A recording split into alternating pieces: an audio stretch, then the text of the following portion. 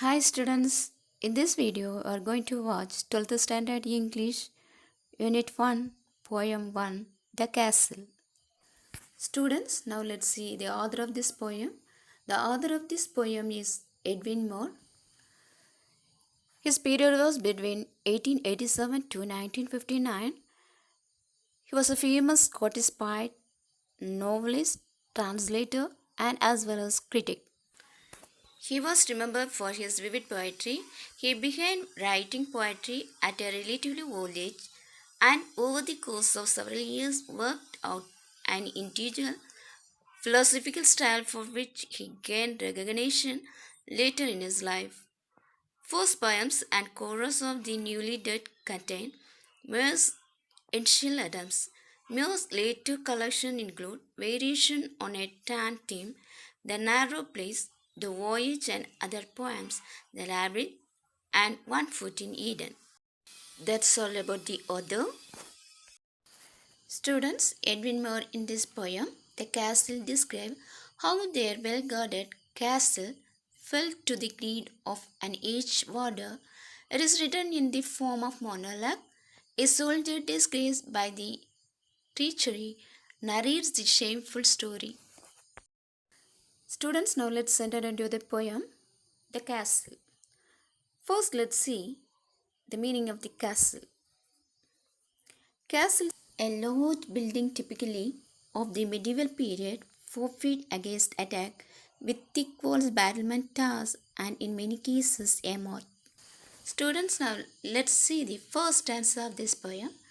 All through that summer at Case we lay, and daily from the turret wall, we watch him overs in the hay, and the enemy of a mile, they seemed no threat to us at all. Students, throughout this summer season, the enemy was trying to take over the castle, but the soldiers were watching the movements of the enemies from their turret wall. Students, turret wall means it is a small tower that projects vertically from the wall of the building, such as a medieval castle. They watch their own farmers working in their field without any fear. The enemies are half a mile from the castle, but the soldiers were not disturbed. Students, now let's see the second stanza of this poem. For what we thought had we to fear, with our arms and preventer load on load, our tearing battlements tear on tear, and friendly allies drawing near, on every leafy summer road. Students, in this stanza, they think that they had enough provisions and abundant hands, and their remedies, their barns were full, and greens would last any long seas. Moreover, their allies available near for help. We are so brave. For what purpose we want to scare about them? Like that they thought.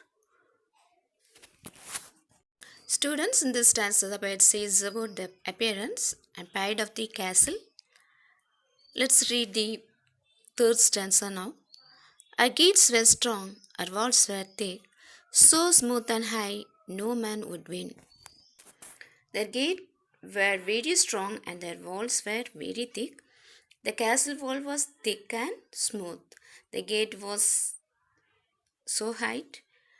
The wall was smooth because that no one would dare to enter the castle. A footful dare, no clever trick, would take us dead or quick, while a bad would have got in.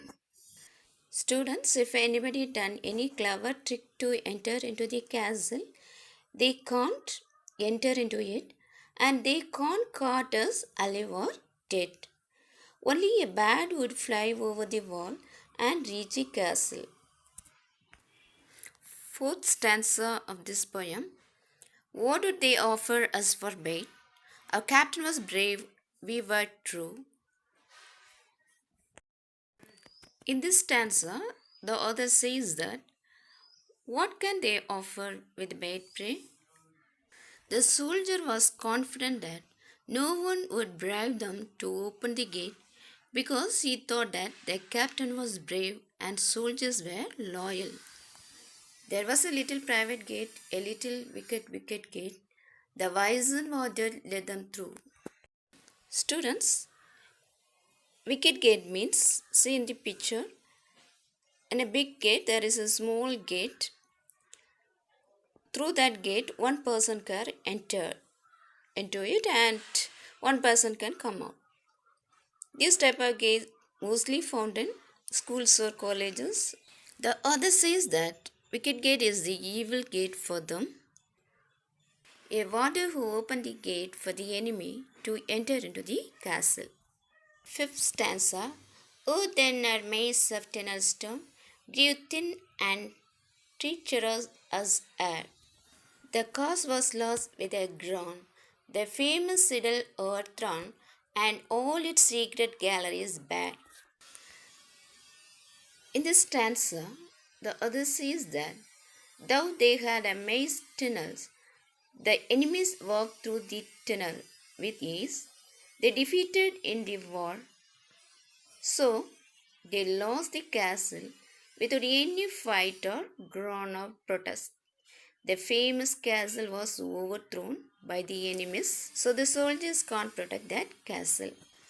The famous castle was destroyed, and all the things from the galleries were taken by the enemies. Sixth stanza of this poem. How can the shameful tale be told? I will maintain until my death. We would do nothing, being sole.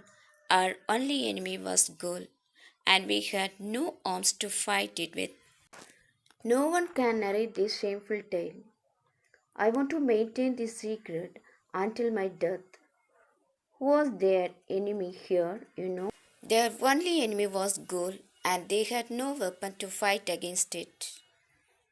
They would do nothing as they were sold out to the enemies. Students, in this poem, he says that one can fight an enemy who is known to all. To fight an enemy who is hidden in one's heart is always tough. Students, in the first stanza, the author says about the appearance of the castle. In the second stanza, he says the braveness. In the third stanza, he says the pride and the strong of the castle. In the fourth stanza, he says the weakness of the castle.